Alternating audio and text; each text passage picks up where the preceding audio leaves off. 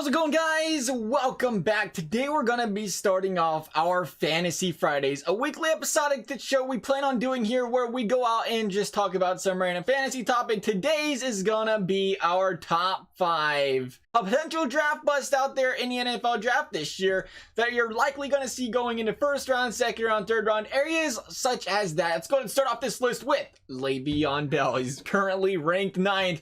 Le'Veon has been a fantasy god when he is healthy and playing, but that is when he's healthy and playing. He missed last year. We all know about the story. And he also played behind a loaded offensive line that was the Pittsburgh Steelers. Adam Gase ran teams don't usually use an all-purpose running back. They end up having a split with a man that carries the load and a man that goes out there and catches the passes on third down. That's what we've seen the Drake and Ajayi, the Gore and Drake. Now, Gore's obviously a little bit older. There's a reason for that. But we've seen the signing of Ty Montgomery, and that has to be for a reason. Montgomery being the hybrid running back wide receiver that he is, you can expect Ty Montgomery to be on the field quite often on third downs, taking away a lot of those receiving catches that Le'Veon Bell could have been picking up this season. Oh yeah, and it's the Jets. It's the Jets, by the way, a team that is probably not going to be good this year. When you play from behind, you don't get a lot of rushes. That's just how it works as a running back. You're not going to go down there round 14 and run the ball out, right?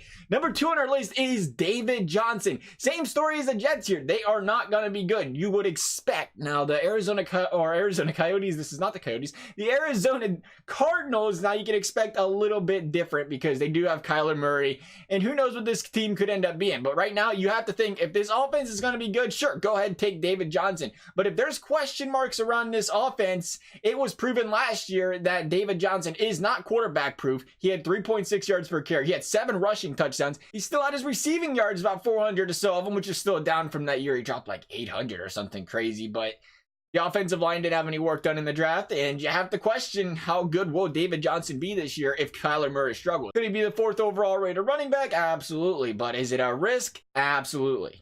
Antonio Brown, currently 26th ranked. He's 31 years old, though. 31 years old, and he only cares about himself. Now, you know what happens when you're a wide receiver and you got a big ego. You only care about yourself. We've seen it happen too many times. They get past their 30s, and they start to fall off a cliff. Now, Antonio Brown has no signs at all of that happening, but at the same time, you have to think it's a possibility he sees a regression this year from the years previous, not to mention he's playing with the Raiders, who are going to throw the ball a lot because they probably will give up a lot of points. But how good would Derek Carr be? How good would that Raiders team that was absolutely abysmal last year? I just don't like him in the first 2 rounds here. I mean, he could be absolutely worth the first 2 rounds, but when you consider the team he's playing on, why even take the chance when you got other guys out there like Julio Jones and OBJ that you can be taking in the second and first rounds, who you know are going to get their yards, compared to a guy like Antonio Brown going out there and playing on Oakland.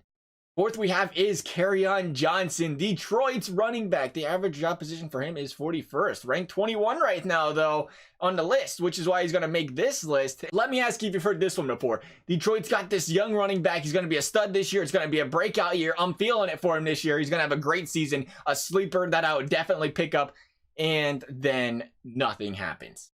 Oh, yeah, we've probably heard that for about, 4 or 5 years now, until Detroit proves they're committed to running the football and running it a lot, and committed to not having a guy like Theo Riddick on third down. I know he's not there now, but another guy like that taking away receptions. You have to consider Kerryon Johnson to be a risky pick this early in the draft. You can get him later, absolutely. First, second, third round, I don't know. Depends what you're doing on running backs, I guess.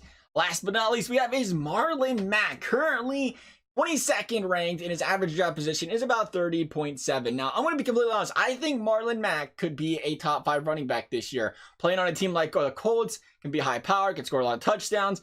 But the problem is you run the risk when you're on an Andrew Luck team of injury. Not just Marlon Mack, who missed games due to injury last year, but of course, Andrew Luck. This team runs through Andrew Luck. If there's no Andrew Luck, there's no Marlon Mack. Mack's not carrying his team without Luck. We've seen what happens when Andrew Luck's not on the field. It is an absolute struggle for the Colts. And again, Andrew Luck is showing signs of injury here in the preseason, and the man can't ever stay healthy, and it's a shame for him because he's a fantastic quarterback. But until then, Marlon Mack remains really, really risky. If you can afford the risk later on, 3rd, 4th round, and you can grab him then, I mean, sure, go for it. But remember, it's a risk taking a guy like Marlon Mack. You have to consider injuries when you're drafting players.